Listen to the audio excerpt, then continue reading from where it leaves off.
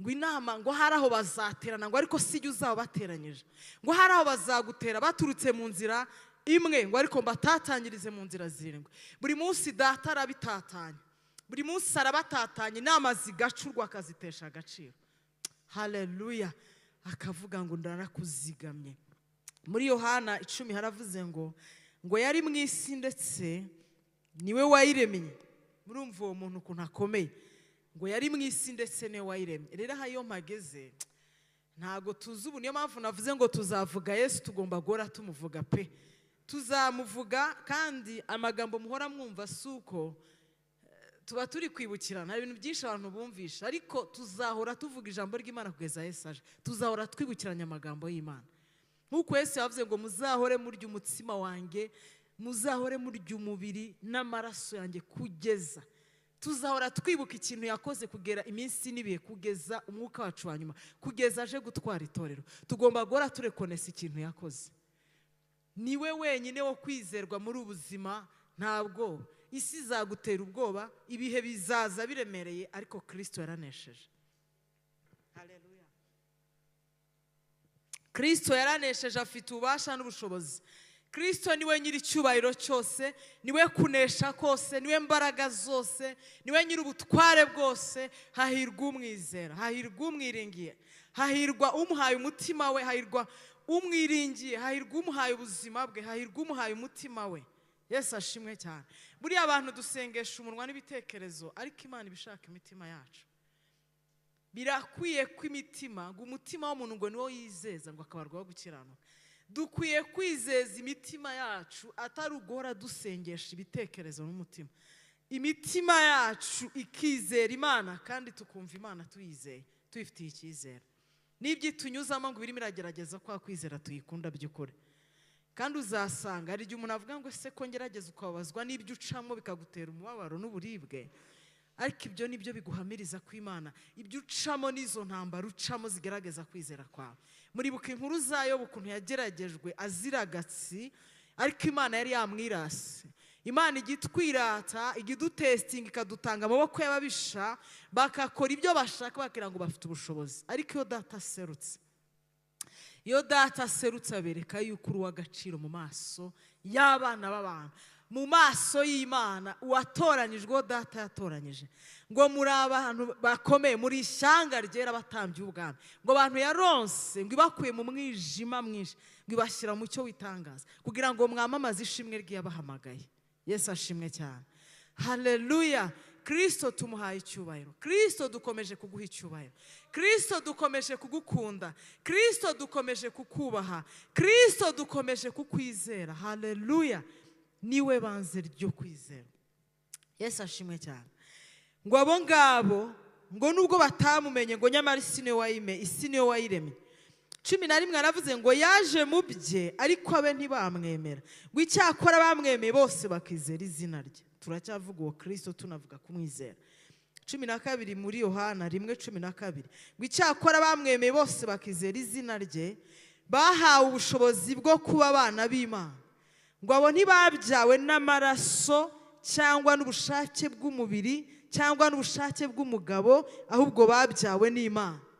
Ahangaha ndongera kukwibutsa uriwe muri Kristo Yesu. Ndongera kukwibutsa agaciro ufite imbere ya data.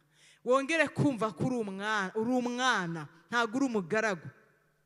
Wongere kumva ko uri umwana w'umwami. Wongere kumva ko uri umuntu udasanzwe. Haleluya.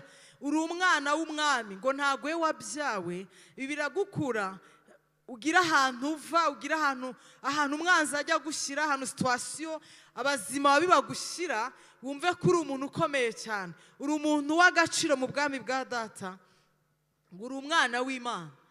Ngenda senga nkabwira Yesu ngo mu mategeko umwana uri reconnu par la loi, umwana uri adoptive, umwana wadopse mu rugo, ukamwadopta, uriya mwana iyo wamaze kumwadopta agira agaciro nk'ako umwana wabyariwe muri urwo rugo.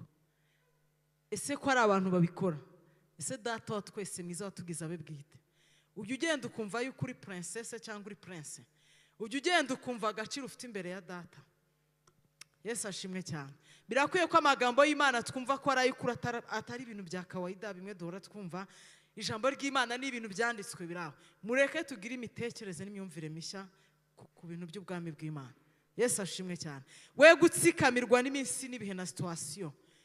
Hora ugenda wumva kuri umwana w'Imana. Umenye ko inama ziterana ngo zikurimbure zikurangiza ariko zitakurangiza.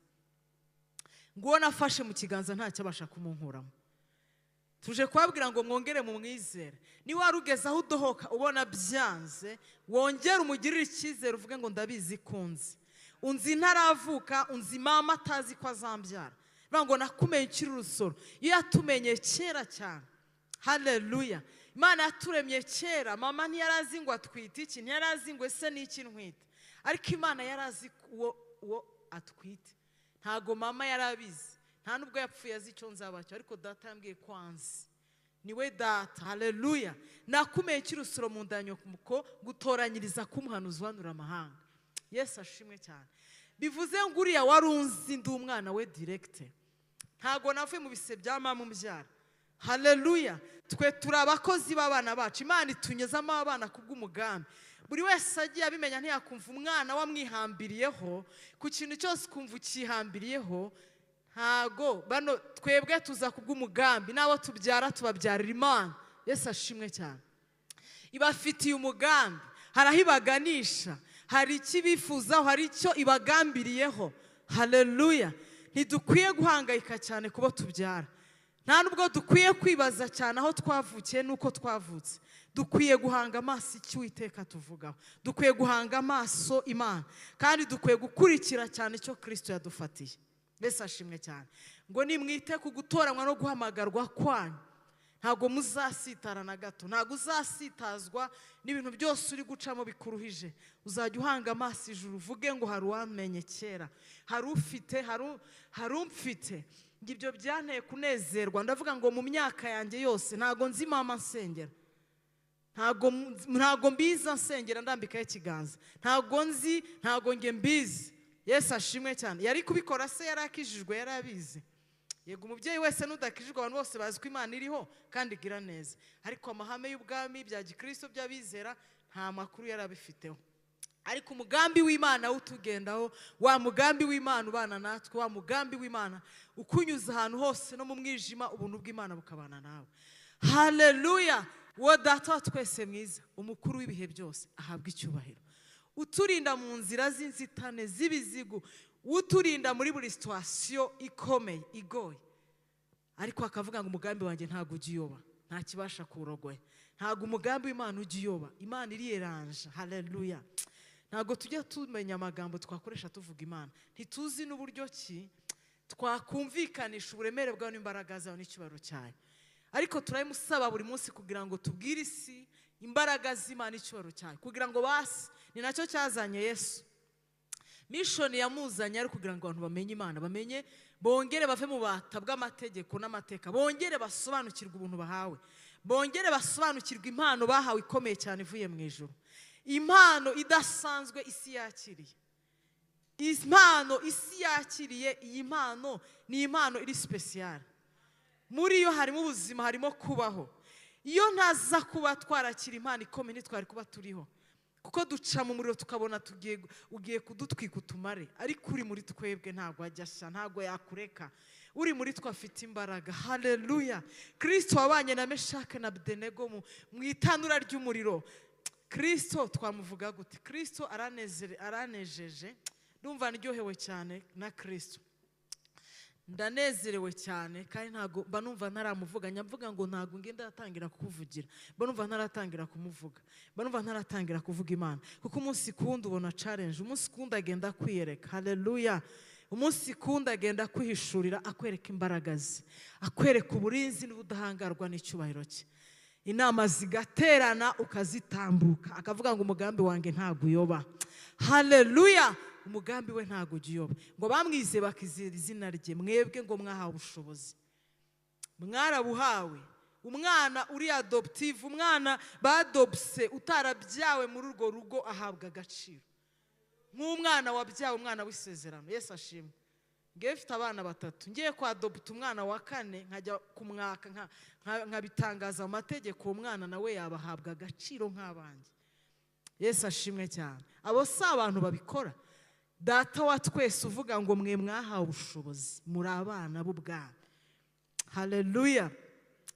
ngo umuntu nankorera ngo data azamuha icyubahiro. Dufite amasezerano menshi abitse. Mugiye musoma amasezerano mufite mu ijambo ry'Imana menshi cyane abera batazi, abantu batajya basoma ijambo. Abantu bikundira gusenga ariko ibintu by'ijambo atabona umwanya wo kurisoma, ariko amasezerano n'ibyo ushaka byose birimo hano, birabitse birimo hano byinshi cyane. Harimo amasezerano ngo ingororano zabo bahimana n'izihe, ngo n'ubukire n'icyubahiro n'ubugingo buhoraho. Yesu ashimwe. Hari amasezerano ukwiye kujya ufata ukayagendera mu gahoro uyatura, ukayatura ukayatangaza. Yesu ashimwe cyane. Ikintu cyose watura kiragenda kikaba ubuzima, ikintu cyose uhora watura kiragenda. Ibintu byose buriya birumva, ariko ko hawe ubushobozi n'ubasha ntitubukoresha. Atura utangaza uwo uriwe mu isi y'umwuka, wamenye uwo uriwe. Haleluya, haleluya, haleluya. Uburinzi bwa data buri kuba mwizera, uburinzi bwa data buri kubasobanukiwe abo bari bo muri Kristo Yesu. Haleluya. Abo ngo bamwizeye, nabo bamwizeye, nabo bamuhaye ubuzima bwabo, bakamuha bamwihaye, bamwishyiriye. Yesu ashimwe cyane. Hari urwego rwo kwakira agakiza, hari urwego rwo kuba umwana, hari urwego rwo kwishyira data, hari urwego rwo kumwiyegurira. Haleluya. Niyo mpamvu ijambo rivuga ngo iyo mukiri abana mufatwa nk'abagaragu, ngo ariko iyo umuragwa ngo wese yakira umwana afatwa nk'umugaragu. Yesu ashimwe cyane. Birakwiye ko tugera ku kigero gishyitse dusobanukirwa abo turi bo muri Kristo Yesu, kandi tugasobanukirwa na Kristo mwenyewe. Yesu ashimwe cyane. Nibwo tutazasitana na hato, nibwo tuzamenya ubwami dukorera imbaraga bufite. Yesu ashimwe cyane. Nibwo tuzamenya. Reka dusome mu Befeso, so nari ngiye gusoma ariko iri jambo ndarikunda cyane riraniryohera, reka turisome. Mu Befeso 1:17 hararyoha cyane.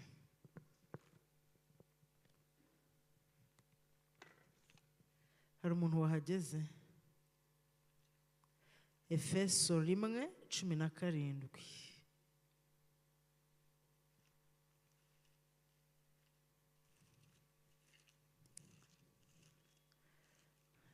Imana ifashe buri wese kwitahura, kandi buri wese Imana imufashe guhishurirwa ibintu byose bihishwe. Hari ibintu byinshi bihishwa abera batazi, kandi buri wese akwiye kubisobanukirwa kubera ko hari umumaro munini byamufasha. Haleluya. Ijambo ry'Imana avuga ngo nimumenye ukuri kuzabatura, ngo kandi ubwoko bwanjye bwishwe no kutamenya. Mureke twiruke inyuma yo kumenya Imana, kuko ijambo rivuga ngo mushakashaka ibyo umwami ashima. Umunsi kundi mureke dushake mu maso y'Imana, tugume duhirimbana dushaka imbaraga z'ubwami bw'Imana. Haleluya. Mureke dushake Imana. Uhora ufite inyota, ubwire data aguha inzara n'inyota idashira, aguha inzara n'inyota idakama. Uhora umushaka, uhora umunyotewe, uhore wumva ijambo rivuga ngo tuva ku rwego tujya ku rundi. Uhore wumva ufite inyota, uhore wumva urwo rwego rudahagije, wumve hari ahandi hantu ushaka kugera, ngo tumubwiza tujya mu bundi, wumve hari ikindi cyubahiro cy'Imana ukeneye kugeramo. Yesu ashimwe cyane. Abefeso 1:18 haravuga ngo amaso y'imitima yanyu abone uko ahwezwa, mumenye ibyo mwiringizwa n'iyabahamagaye, mumenye n'ubutunzi bw'ubwiza bw'ibyo azaraga abera. 19 ho ndahakunda cyane cyane. Haravuze ngo mumenye n'ubwinshi bw'imbaraga zayo butagira akagero. Haleluya. Mumenye ubwinshi bw'imbaraga zayo butagira akagero. Haleluya. Ngo mumenye ubwinshi bw'imbaraga zayo butagira akagero, ngo izo ihatwebwe abizeye. Izi hatwebwe, ntabwo izi habana, ihatwebwe babizeye. Ngo izi hatwebwe ngo abizeye. Haleluya. Ngo mumenye ngo ubwinshi bw'imbaraga zayo butagira akagero, izi hatwebwe abizeye, kuko imbaraga z'ububasha bwayo bukomeye ziri izo yakoreye muri Kristo ubwo yamuzuraga mu bapfuye, ikamwicaza iburyo bwayo ahantu ho mu ijuru. Haleluya. Izi mbaraga urumva utazikeneye. Izi mbaraga zirakwemerera kurya ukaryama ugasinzira buri munsi. Urumva udakeneye kugira ikintu wiyambura, urumva udakeneye guhirimbana kugira ngo ugwize izi mbaraga, kugira ngo zikubashishe gukora impamvu yo kubaho kwawe mu isi, kugira ngo mubashishwe. Ijambo rivuga ngo mushobozwa byose na Kristo ubaha imbaraga. Haleluya. Ngo izi mbaraga iha abizera, dukeneye izi mbaraga. Haleluya. Uyu munsi ku wundi reka buri wese ahirimbana akeneye izi mbaraga, ngo iziha abizera. Haleluya. Ngo ubwinshi bwazo abizera babandi yita abana bayo dukeneye imbaraga z'Imana.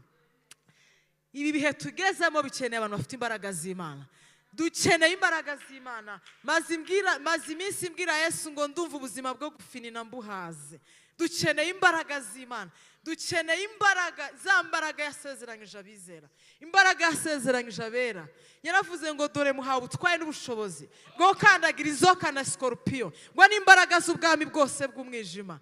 Yesu yaravuze ngo icyabakiza nuko nagenda ngo nkabereza umufasha, ngo nabagera mazabakoresha ibi n'ibi. Singiye kubisoma, buri wese agiye kubabazwa nabyo. Hari ibintu tuvuga ngo ni iby'abashumba, ngo ni iby'abangaba, kandi birivuga ngo ni iby'ahaye abizera. Twese dufatanyije twakora ibintu bikomeye cyane umurimo w'Imana wawe. None si byose mushumba yabikora wenyine yabirangiza? Akeneye amaboko, dukeneye izindi mbaraga kugira umurimo w'Imana waguke. Nubwo wazana abantu 50 aha ntiyabasengera ngo barangize yatagangara. Dukeneye ko umurimo w'Imana ugera ku rukaguka, ariko Imana irashaka abantu buzuye imbaraga z'Imana. Imana ishaka abantu bujujwe imbaraga zayo. Haleluya. Imana ishaka abantu batinda imbere yayo kugira ngo ibahe imbaraga zayo. Niyo mpamvu yabwiye intumwa ngo nimuve i Yerusalemu mubanze mugende murindire imbaraga. Haleluya. Tinda imbere y'Imana usaba imbaraga. Tinda imbere y'Imana usaba imbaraga z'ubushobozi bw'ubwami. Haleluya. Kugira ngo ubashe gukora icyo data yaguhamagariye gukora, kugira ngo ubashe gukora ubushake bw'Imana. Nuba wowe ukaguma muri we ntabwo uzakora, uzubahiriza, ntabwo uzagera ku ntego y'Imana, ntabwo uzubahiriza, ntabwo uzakora ubushake, ntabwo uzakora impamvu yo kubaho kwawe. Birakwiye kutera intambwe ugakomeza ugashaka, ugakomeza ugashakisha. Haleluya. Haleluya. Iyo uteye intambwe Imana ikubwira ikigushakaho. Iyo uteye intambwe Imana ikubwira impamvu yo kubaho kwawe. Buri wese uri hano hari taranto ziri muri we. Dufite amataranto asinziriye, dufite itaranto ziryamye, ariko buri wese ntabwo azi ngo iyanjye ni iyihe. Haleluya. Hari ibintu bibitse muri mwebwe mutazi bibateretsemo, ariko watera intambwe washaka Imana, Imana yakwereka ko hari ibintu byinshi bikuryamyemo itoro rya Kristo rikeneye. Haleluya. Mu gushaka Imana, mu gushakashaka Imana havamo ibintu bikomeye cyane by'agaciro. Ibikubitsemo Imana irabigaragaza. Ntago Petero wihakanaga Yesu yarazi yuko yaba urutare agahamya akavuga imirimo y'Imana. We yumvaga ari Simoni urubingo akumva ntashoboye, yari afite na kamere, yari afite. Hari igihe umuntu abavuga ngo ntago nge shoboye, sinabishobora, ariko dushozwa na Kristo uduha imbaraga. Haleluya. Yumvaga atabishobora, ariko icyagushoboza n'umugambi w'Imana ni ijambo ryakuvuzweho. Bagize igihe cyo gushaka Imana, Yesu arabwira ngo mugende mutegereze umufasha ze, muhabwe izindi imbaraga zigiye gutuma mukora umurimo neza, muhabwe izindi imbaraga zigiye gutuma mumpamenya. Haleluya. Barazihawe kandi ibintu bigenda neza. Izi mbaraga turazikeneye. Yesu ashimwe cyane. Haleluya. Haleluya. Haleluya. Mureke dushake Imana. Yesu ashimwe cyane. Mureke dushake Imana, mureke dusenge. Niba bidahari bwira Imana ibanze ibiguhe. Wisenga bidahari, wisenga ntabyo, wisenga uri kwayura, wisenga wumva utera waraza, banza ubwire Yesu abiguhe. Banza wumva inzara n'inyota yo gushaka amaso y'Imana igurumana. Haleluya. Reka twongere dusome muri Yakobo 15:1-5. Turacyavuga kuri Kristo watanze ubuzima bwe wemeye gutwitanga. Turacyavuga imbaraga ze, kandi izo mbaraga buri wese arazikeneye kugira ngo akore impamvu yo kubaho kwe. Imana ishimwe cyane. Turacyavuga uwo Kristo, turacyavuga Kristo. Haleluya. 15:1 haravuze ngo ndi umuzabibu w'ukuri. Haleluya. Kristo aracyavuga uwo ari we. Yabanje avuga ko wamwizeye yahawe ubutware n'ubushobozi bwo kuba umwana w'Imana. Ibyo birahagije kuba waramwakiriye. Itugenda nk'igikomangoma muri iyi si. Utitaye ngo ntago biri kugenda neza, mwisi umukura bifite rega, nuko utarabyakira ngo bihabwe. Yesu ashimwe cyane. Aravuga ngo ndi umuzabibu w'ukuri kandi data ni nyirawo uwuhirira. Ishami ryose ryo muri rye ritera imbuto arikuraho, iryera imbuto ryose aryaganyaho amahage yaryo ngo rirusheho kwera imbuto. Ngo none mumaze kwezwa n'ijambo nababwiye, mugume muri jyewe. Niko Yesu ari kuvuga, mugume muri Kristo. Yohana 15. Ngo ni mugume, ngo none mumaze kwezwa n'ijambo nababwiye ngo nimugume muri jye nanjye ngume muri mwe. Ariko muzi ibintu bijya biducomora muri Kristo kuntu ari byinshi. Muzi ibintu bijya bicomora abana b'Imana. Uzi ibintu biba byaracomoye abantu mu nzu y'Imana. Uzi ibintu biba byaracomoye abantu mu buntu bw'Imana. Mu buntu bw'Imana hari ibintu byinshi biza bikagucomoramo. Niyo mpamvu ijambo rivuga ngo mugire umwete wo kwita ku byo mwabwiwe kugira ngo mudatembanwa mutabivamo. Bivuze ngo hari ibintu byagutembana bikagukura ku bintu wumvise. Haleluya. Niyo mpamvu ijambo rivuze ngo umugume muri jye nanjye ngume muri mwe, kuko ishami ritabasha kwera imbuto ubwaryo ritagumye ku muzabibu. Haleluya.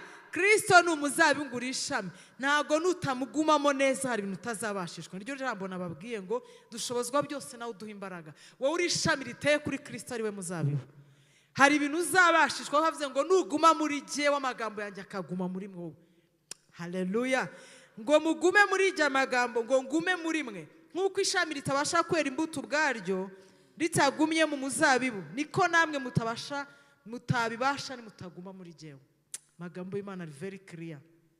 Haleluya. 5 ngo ni jye muzabibu namwe muri amashami, uguma muri jye uguma muri jye nanjye nkaguma muri we, uwo niwe wera imbuto nyinshi, ariko ari ntacyo mubasha gukora mutamfite. Umuntu nutaguma muri jye ajugunywa hanze nk'ishami ryumye, maze bakayateranya bakayajugunya mu muriro agashya. Nimuguma muri jye amagambo yanjye akaguma muri mwe, musabe icyo mushaka cyose. Nitugera ngaha ujye uvuga ngo mwami wavuze ko atari kimwe 2 3, yavuze ngo cyose. Navuze ngo tujye dusengesha umutima kuruta ibitekerezo n'amagambo. Mwe muzi ko hari abantu babaho mu buzima bazi ko bakijijwe, bazi ko bakorera Imana, ariko bafite umutima utizera Imana ku kigero cyabahesha ibyo bashaka. Ikigero kwizera kwaguhesha icyo ushaka. Sinigeze mbaha urugero rw'umugore, ntabwo ari urugero, umugore wanditse muri Bibiliya. Bibiliya itubwira ukuntu umugore yakurikiye Yesu, ariko umugore afite kwizera kumuhesha gukira. Kandi Yesu afite abandi bamukurikiye benshi cyane, hari abo batahanye ibibazo bari bafite. Bibiliya itubwira ko hari umugore wari imugongo, ariko uyu mugore kuntu yahatanye agakora kuri Yesu byatumye atana igisubizo. Yesu ashimwe cyane. Muri uku guhatana tugiye guhatana dushaka Imana, uhatane ariko mufitiye icyizere. Niba batubwira n'ibijambo mutwe ijambo ngo ni ukumwizera wenyine. Hari umuyobozi wa gahunda hano wavuze ngo ujya wizera Imana, ngo ujya wizera ugateranyaho ibindi, ugateranyaho abantu, ugateranyaho, ujye wizera uteranyeho Imana, ntugateranyaho abagufasha. Ngiye kudepoza ariko reka nce muri kanaka, ngiye gukora ibi ariko reka, ibintu byose wishakira izo mpamvu, ubwo kwizera uba wakwishe. Yesu ashimwe cyane. Mujye menya ko kwizera Imana idiringana impossible cases, bya bindi bidashoboka byananiye abantu. Ibishobokera abantu bo barabishoboye, banabikora n'uburyo ki bwose babukoresha. Uburyo bwose bushoboka abantu babushobora, ariko bya bindi bidashobokera abana b'abantu, ibyo ni by'Imana igaragaramo, ikagaragaza icyubahiro cyayo. Haleluya. Ibyo ngibyo bimwe uvuga ngo ibi ntabwo bishoboka, aho niho igiza rero igaseruka, kuko ikunda icyubahiro cyayo. Iravuga ngo icyubahiro cyanjye ntabwo nzagiha undi. Yesu ashimwe cyane. Ngo umuntu rero uguma muri jyewe, ngo uwo muntu niwe uzera imbuto nyinshi.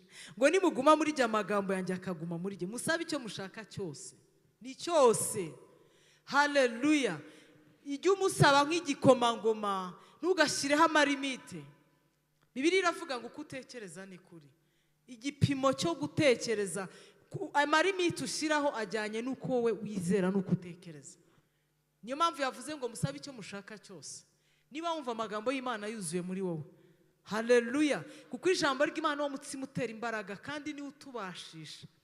Murabizi ko na Yesu Satani aza reka ngarukira aho ngaho ne kujya byinshi, ariko ne kuvuga ibintu byinshi, ariko ijambo ry'Imana rifite imbaraga muri we, rigwiriye, ribasha guhindura ibintu byinshi cyane. Ngo handitse ngo, ujye ubwira Satani ngo handitse ngo. Yesu ashimwe. Buriya Satani atinya ijambo ry'Imana kuruta amasengesho wamusukaho, ariko iyo asanze ufite kwizera kutanyeganyega, hari aho aratinya, abona ko atari bukubashe byoroshye. Haleluya. Ngo mugume muri jye amagambo yanjye agume muri mwe, musabe ibyo mushaka byose ngo muzagihabwa. Ngo ibyo nibyo byubahisha Data, nuko mwera imbuto nyinshi mukaba bigishwa banjye. Bivuze ngo Imana kuduhesha umugisha, kudusubiza iyo duhagaze hano, dushima ibyo yakoze. Biravanga itura hagati y'amashimwe bwoko bwayo. Ubwayo Imana iranezerwa. Niyo impamvu Imana impamvu ishobora kunyuza muri ibyo bintu bikakuba ibyo bintu uri kurwana nabyo, ibyo bintu usengeye igihe, ibyo bintu yibikoze ukaza hano ugashima izina ry'Imana habwa icyubahiro. Ariko Yesu aratubwiye ngo dusabe icyo dushaka cyose, ntiwirimite. Haleluya. Imana yo mu ijuru ikomeze ibahe umugisha kandi haze kwifuza kw'imitima yanyu. Reka debe ibintu nka bitatu, ibintu biranga umuntu wahuye na Yesu by'ukuri, umufite, wamwizeye, umusobanukiwe. Uyu muntu agomba kuba afite imitekerereze mishya ihindutse. Yesu ashimwe cyane. Uyu muntu agomba kuba afite imitekerereze ihindutse, imitekerereze mishya. Yesu ashimwe cyane. Nukizwa ukamwakira ugasenga bya kawaida, ugomba kumekinga sure ko imitekerereze yawe ihindutse. Kuko mu mitekerereze yacu, kuko biravanga uko utekereza ni kuri. Bivuze ngo igipimo cyo gutekereza kwawe nicyo kizaguhesha umugisha, nicyo kizakugeza ku rugero runaka rushyitse. Nicyo ikigero ufite nicyo kizakwicaza ahantu, nicyo kizakugeza ahantu kure. Kwizera kwacu kuratandukanye, kandi umunsi kundi uko kwizera kwacu gora kugeragezwa. Yesu ashimwe. Niba Kristo ambwiye yuko ari umuzabibu nkaba umushami, ngewe ncometse kuri Kristo direct, akavuga ngo ntago wowe ukiriho kwa kanaka, ngewe nakubyawe, ntago wabyawe kubw'ubushake bwa nyoko na so, wabyawe n'ubushake bwanjye. Ngo ntago mwabyawe kubw'ubushake bw'umugore n'umugabo, mwabyawe n'Imana direct. Niko amagambo, niko ijambo ry'Imana ryatubwiye.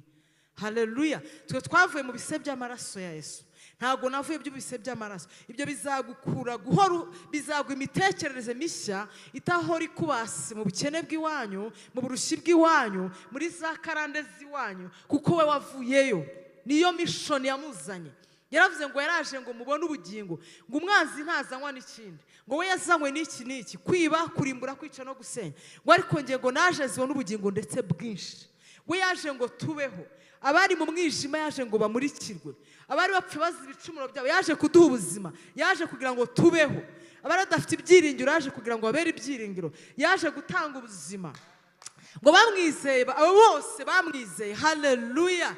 Haleluya. Yaje ngo dukire. Ku musaraba yatanze agakiza karimo gukira indwara, harimo gukira ibyaha, harimo gukira ubukene. Yaravuze ngo byose birarangiye, icuraburindi. Yarakoze mission yamuzanye, yateguye igihe kinini. Haleluya.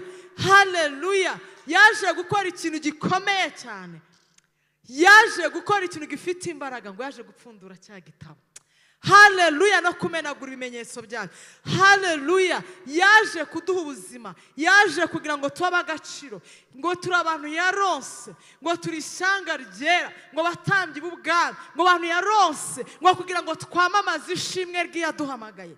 Iyo ndeba agomba yabimpaye kugira ngo mbwire isi ko ariho kandi akora, kugira ngo mbwire amahanga ko ari muzima. Jesus is alive. Haleluya. Haleluya. Ni muzima, atanga ubuzima, kugira ngo anyereke ko atanga ubuzima. Hari ibintu byinshi yankoreye atakoreye mama. Niyo nsenga ndamubwira ngo mama ntiyakubashye, ntiyakijijwe. Njewe ndakubaha, nje naragukunze, warankuze, uranyegereza, warantoranyije kugira ngo bimenyekane. Ari amagambo y'Imana bivuga ngo nzerekana abakiranuka n'abakiranutsi, ngo ibi nzabikora kugira ngo ntandukanye abakijijwe n'abadakijijwe. Uko yabigambiriye. Niba arambwiye ijambo ry'Imana, ntabwo Imana yacu ibeshya, ngo nzakora ABCD, ikabivuga ngo nge nzerekana imirimo n'ibitangaza ku buzima bwawe. Yagiye inkorera ibiri contraire ibyo yakoreye. Reka nitangeho urugero, wenda abandi babyeyi n'ababyeyi bakijijwe.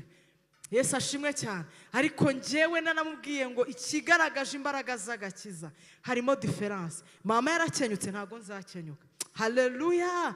Mama byagenze gutya, nge ntago bizagenda gutya. Nge ndi umwana w'ubwami, nge ndi igikomangoma cy'ijuru. Ngewe ndi igikomangoma, isi n'ijuru bibyemere. Amagambo y'Imana twavuze no kuri. Niba muyemera ko ari ukuri, tugomba kwa mu buzima buviva ibyo bintu byose Imana yavuze. Haleluya. Ikintu kijya kinezeza Imana umutima wizera gusa. Yesu muribuka akuntu arenze amasaha minota. Yesu ashimwe cyane. Haleluya. Muribuka umugaba umutwe wari umutware utwara ngo umutwe w'ingabo za Italiyana. uwo mugabo yagize kwizera, reka ne kubivugaho ntatwara umwanya munini, ariko yakoze ikintu kirimo kwizera kinezeza umutima w'Imana. Yesu ashimwe cyane. Na wa mugore nababwiye yaje kubwira Yesu ngo umugaragu wararwaye, Yesu agiye kujya amubwira ngo si ngombwa kujyayo, wategeka uri ko nanjye ntegetse abagaragu baragenda, nawe wategeka. Yamwizeyemo autorite yuko Yesu yategekera aho ari. Yesu ashimwe cyane. Umutima wizera Kristo ni wonyine niwe ujya umwemeza. Ntabwo Yesu bamwemeza se mbivuge gute, niwe wonyine ujya umutangaza. Umuntu ufite nkuko yavuze ngo uyu mugore arantangaje, n'uriya nawe avuze ati urantangaje wa mugabo we, mu Bisirayeli mbonye umuntu ufite kwizera. Bivuze ngo kwizera ufite niko kuzaguhesha umugisha, niko kuzakugeza umugisha datarawuduhaye, niko kuzakugeza ku rwego runaka, niko kuzahindura situation urimo, niko kuzaguhesha ibyo ushaka. Yesu ashimwe cyane. Rero ugomba kuba ufite imitekerereze ihindutse, ugomba kuba uri umuntu ufite imitekerereze yagutse, atari imitekerereze iciriritse. Yesu ashimwe. Ukamenya uwaguhamagaye, ukamenya uriwe muri Kristo Yesu, ukamenya identite yawe. Yesu ashimwe cyane. Haleluya. Ukamenya ko iyo ategetse, iyo avuze biraba. Kasoreze mu kindi cyanditswe, navuze ibintu bitatu ariko umwanya urimo uragenda cyane, reka tugisome gusa, ariko turongera kubabwira ngo mwizere Yesu cyane, kandi mwongere mu mushakana umwete, mwongere mu mwiringire, mwongere mumenye ko muri abagaciro, mumenye ko muri abantu badasanzwe cyane. Haleluya. Mumenye imbaraga ziri muri we nkuko yabivuze. Yesu ashimwe. Uvuge ngo imitekerereze nangiye kuvuga, ntabwo wowe uzajya urebera aho uvuka se cyangwa naho uvuga ngo ntabwo ngiye navuye mu bise by'amaraso, ntabwo navuye mu bise bya mama by'ukuri nkuko yego yarambyaye, ariko nongeye kuva ngiye navuye mu bise by'amaraso ya Kristo. Muri uriya mubabaro ubwo yari ku musaraba akavuga ngo byose birarangiye, ikimenyetso gikomeye kitwereka ko arazanye ubuzima ni uko umwicanyi yamuteye icumu mu rubavu hakavamo amazi n'amaraso bikagwa mu jisho ry'akabona rikamuha ubuzima. Ni ikimenyetso cy'uko araje gutanga ubuzima ku bantu. Yesu ashimwe cyane. Wa wundi umufitiye ubugome n'uburakari amwereka ko nawe amuzi, amazi n'amaraso biramukiza. Nawe rero mu bitekerezo ufite, yatubwiye ngo ni umuzabibu, twe turi amashami. Ntabwo ugiteye kwa kanaka no kwa kanaka, wowe uteye kuri Kristo direct, wowe uteye mu bikari ngo abakiranutse. Haleluya. Ngo tumeze nk'imyerezi Lebanoni, ubwo bateye mu rugo rwa data. Haleluya. Ni muri Zaburi 92. Wowe uteye mu rugo rwa data, wowe uri umwana we direct, wowe uteye kuri Kristo, karande yawe, wowe uri umuntu udasanzwe. Yesu ashimwe cyane. Ngo musabe icyo mushaka cyose, Imana ibamugisha. Kadusome hano 21 muri Yohana mpite ndangiza. Ngo Yesu yereka abigishwa be ku nyanja ya Tiberiya. Ngo hanyuma y'ibyo Yesu yongera kwiyereka abigishwa be ku nyanja ya Tiberiya, yiyerekana atya Simoni Petero na Toma witwa Didumo na Natanayeli w'i Kana y'i Galilaya na bene Zebedayo n'abandi bigishwa babiri bari kumwe. Nuko Simoni Petero arababwira ati ngiye kuroba. Baramubwira ati natwe turajyana nawe. Barahaguruka bikira mu bwato, ariko bakesha ijoro ntacyo bafashe. Umuseke umaze gutambika, Yesu ahagarara ku kibaya cy'inyanja, ariko abigishwa ntibamenya ko ari we. Yesu arabaza ati yemwe bana banjye mufite ibyo kurya? Baramusubiza bati ntacyo. Arababwira ati, Yesu arababwira ati nimujugunye urushundura iburyo bw'ubwato murafata. Nuko bararujugunya, ntibaba bakibasha kurukura kuko ifi zari nyinshi. Wa mwigisha Yesu yakundaga abwira Petero ati ni umwami Yesu. Nuko Simoni Petero yumvise ko ari umwami, akenyera umwenda kuko yari yambaye ubusa, yiroha mu nyanja. Ariko abandi bigishwa baza mu bwato barakura urushundura rurimo ifi, kuko batari kure y'inkombe, ahubwo hari nka mikono 200. Bomotse imusozi babona umuriro w'amakara n'ifi zokeje n'umutsima. Yesu arababwira ati nimuzane ku ifi mumaze gufata.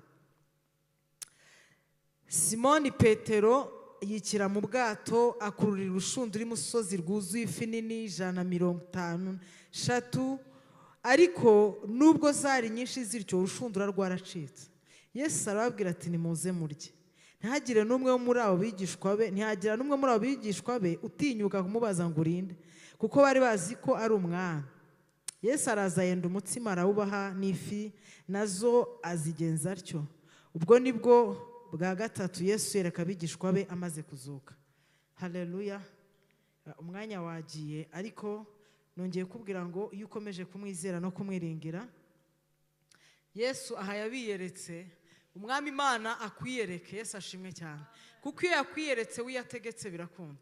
Abasi barabahanga mukuru baba bagerageje ibintu byose ngo bakesheje ijoro ryose. Haleluya. Urufunguzo rw'ibyo dushaka Kristo ararufite, kandi aravuga ngo ngende muri mwebwe imbere. Yesu ashimwe cyane. We gusa yategetse byose biraba. Yarabiyeretse asanga byanze, nkuko nawe bijya bigucanga kubikanga muri business, kubona ibintu byose byasopanye mu rugo byanze, ariko menya ko hari umugabo ukomeye cyane uri kumwe nawe, ujya utegeka byose bigakunda, byose bikamwumvira. We akorienta, ashobora kwereka aho unaga urushundura. Yababwiye ngo munage iburyo. Yesu ashimwe cyane. Haleluya. Rero umwami Imana abaho umugisha mwinshi cyane, akomeza abiyereke.